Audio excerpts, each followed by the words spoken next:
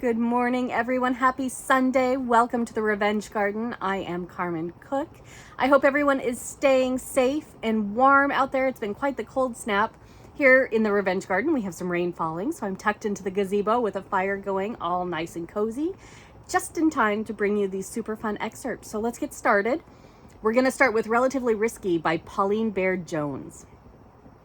When Alex Baker felt the cold gun barrel press against the back of his neck, he knew a bad night had just gotten worse. New Orleans at night was always a walk on the wild side, but when the moon was full, wild became supersized. The crazies came out, the bullets flew, and the emergency rooms filled up with the bloodied and bowed.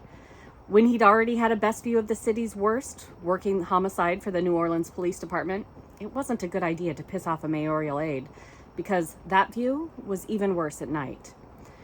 Thank goodness it was his last night shift, at least until he pissed off someone else. It had felt like everyone was taking pot shots at everyone else the whole damn night. The homicide rate had never been great, but it had gotten worse since Katrina. Nights like this, he wondered why he didn't find some quiet little town where only the wildlife was shot at. But the Big Easy had moved into his head and his heart, and worst, it set a good table. His stomach rumbled at the reminder it had been a long time since its last feeding.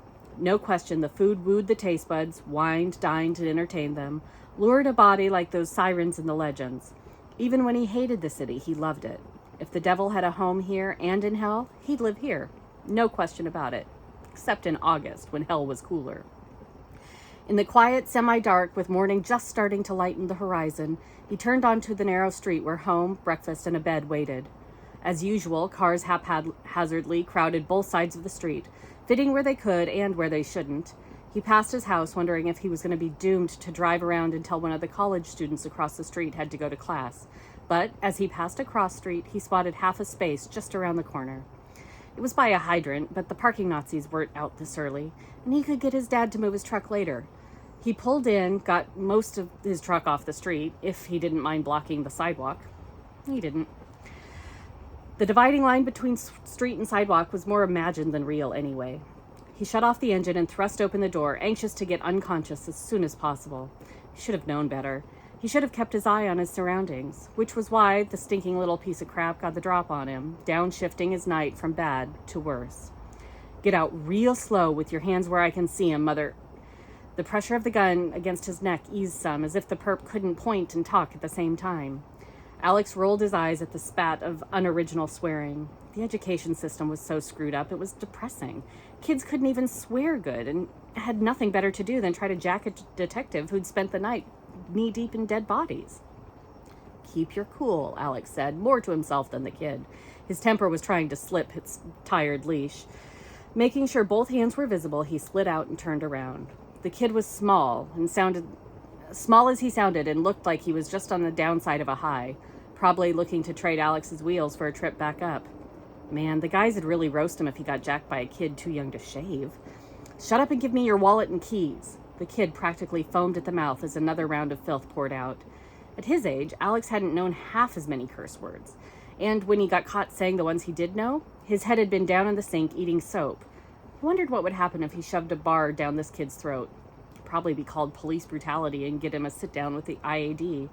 Life's not fair, his dad would say about it now, but it's always interesting. And about to get more so, Alex realized. The swearing, while tiresome, had drowned out the unlikely figure on a bicycle bearing down on them both. She was hunched over the handles, an intense scowl on her face. But it wasn't a bad way. Her feet pumped hard on the pedals as she steered around the numerous potholes and bumps that pot-marked the street. Her eyes were narrow slits, and her hair was stuck out around her head like a ragged brown halo. Alex sure hoped she didn't plan to ram the little crap while he had a gun pointed at him. Oh, yeah, she meant to.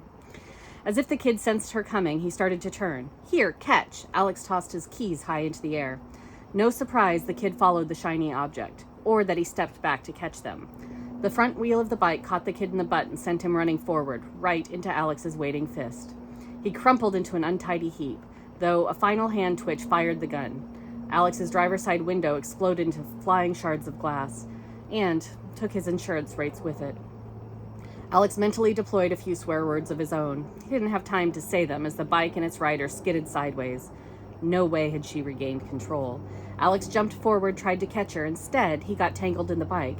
Gravity weighed in, but not on his side. Damn, he didn't remember the pavement being that hard. The front wheel spun against the side of his face through 2 more rotations before he finally untangled a hand to stop it. He turned his head and found himself nearly nose to nose with the rider. It was a nice nose, short but straight and set neatly between her eyes. They were nice, too. He'd spent the night fielding angry looks. Didn't mind the nice change of gaze. They were both warm brown, and he tipped his head, trying to find the right description. Settled for nice. They were nice. She smelled better than one of his perps. That wasn't a surprise. He noticed her lips were pursed, which sent his thoughts down a kissing side path. If he hadn't been so tired, he wouldn't have thought about kissing her, of course. As if on cue, she licked her lips, kick-starting something deep in his gut. Maybe he'd spent too long on the beach after his divorce. He blinked a bit hazily and realized she'd engaged in counter-scrutiny. Her curious, oddly innocent gaze intersected his, and she blinked, lashes thick as a hairbrush sliding down and then back up. Despite the intrusion of the bike, they were as intimately entangled as lovers. He shouldn't have thought that. His breath stuttered. That is Pauline Baird Jones' Relatively Risky. Now we are heading over to Court of the Yuletide Fae, which is book 2, The White Stag. The White Stag is book 2 of the Court of the Yuletide Fae by Cassandra Chandler. A sudden movement in her periphery caught her eye and she froze. It wasn't the wind or snow. One of the branches had moved. She was sure of it. She should just turn around and keep heading back to her cabin and leave things be, but what if it was some animal that had been hurt? Dang it. Cautiously, she made her way closer to the branch. It stirred again as she grew closer. The way the branch hadn't grown didn't look quite right. She wasn't sure what was off about it, but she was seeing until she was almost on top of it and realized it wasn't a branch at all. It was an antler attached to the biggest, most beautiful stag she had ever seen. His coat was completely white, blending in almost perfectly with the snow covering his body. The antlers caught the light oddly, gleaming like gold in the fading sun. They were also caught in a bunch of other branches and debris. It almost looked like the poor thing had crashed through the trees. "Oh boy," she said, "you look like you're in a predicament." She glanced up at the trees and froze. Standing right next to the stag, she could clearly see the line of damage that led straight to him. But it started at the tops of the trees. It started in the sky, as if he'd been the meteor. All right, this is very weird. She turned back to him and gasped. As the sunlight faded even more, she could clearly see his eyes were glowing, casting a soft gold light on the snow in front of him. Weren't there legends about a white stag? Like, if you caught him, he had to grant you a wish? There were so many things Sylvia could wish for. World peace? Could he manage that? Happy homes for children and, honestly, everyone who needed them? Enough money to try to make a difference in the world if he couldn't grant wishes that big. He let out a sigh and looked up at her, his eyes filled with such sadness. Who gave a crap about wishes? This being, whatever he was, needed her help. She had to focus. They'd already lost almost all of their daylight. "Sorry," she said. "This is kind of a new experience for me." But only kind of. She had rescued animals and even people before. That's why she had the sled. It was big enough for a person, but she wasn't sure about the stag.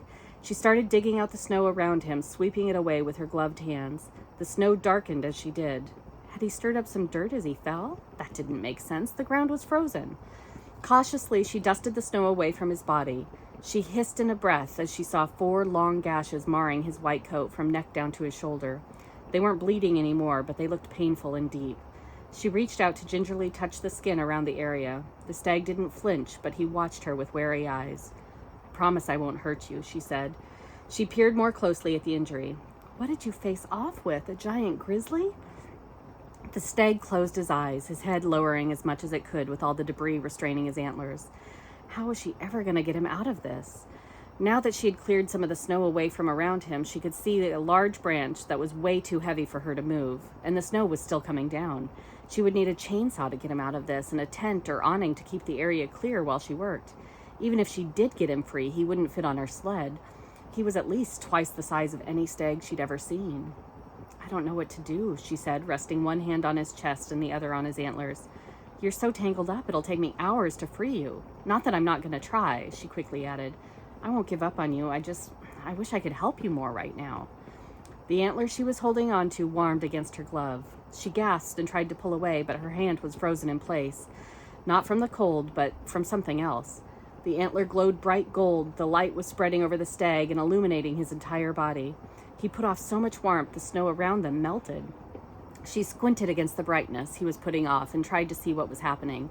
It looked as though his entire body was turning into pure light. She finally had to close her eyes against it, but she could feel him rippling and shifting under her hands. The antler she was stuck to shrank and flattened. The shape of his chest changed as it heaved in with quick breaths. She heard him take a huge gasp, like someone surfacing from water after too long below, and she opened her eyes. The most beautiful man she'd ever seen was sprawled before her on the ground.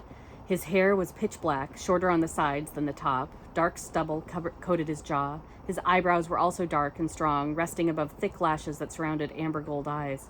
His soft lips were parted as he took in deep breaths. Her scrutiny strayed over the rest of him, her eyes widening the more she saw. Broad shoulders and sculpted chest, rows of abs stacked on each other, muscled thighs and in between. Goosebumps raced along her skin, not because of the cold.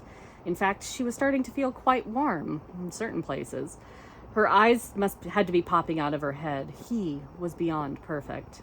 No one can be this hot. Sylvia shook herself as she noticed 4 angry red lines that ran from his neck down across one shoulder. His wounds had healed incredibly, but they were still there. Whatever this guy was, he needed her help, not her to be lusting after him. And hadn't he just been a deer? Unless she'd hallucinated the whole thing. That would make more sense, but she couldn't bring herself to believe it. No, this guy had to be some kind of deer shifter. Yeah, that made sense, like the paranormal romances she'd been devouring since she'd arrived at the cabin. He was a super hot deer shifter, and she was going to plop him on her shed and take him back to her cabin, where she would be respectful of his boundaries and not lust after him. Not at all. Yeah, good luck with that. That is Cassandra Chandler's The White Stag. Thank you for joining me today. I hope you enjoyed both excerpts, and I will see you next week. Bye-bye.